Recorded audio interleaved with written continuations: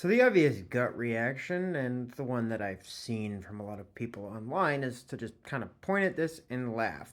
Oh, look at the silly senior citizens who have no idea what things cost anymore. But the reality is, these people are not saying these things because they're dumb. That's just what they grew up with. That's what they were used to. That's what houses used to cost. They don't have to contend with what it costs for us now because most of them are not in a position to be considering home ownership and buying or renting because either they already have a home or they are living in a senior living facility. Why would they need to update that knowledge? Instead of making this a generational warfare thing like a lot of people do, I want to take a look at the reality behind this disconnect.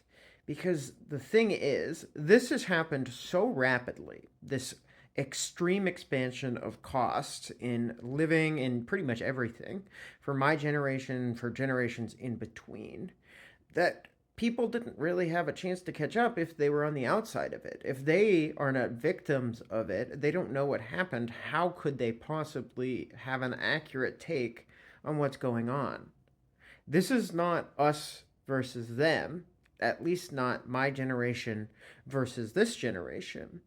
This is us collectively as people against the corporations and capitalist interests that drove up these prices, that made it so this house that should cost $35,000, because that answer is based in a reality. It's not based in our current reality, but it's based in a previous one. That house that cost $35,000 now is probably at least $1 million.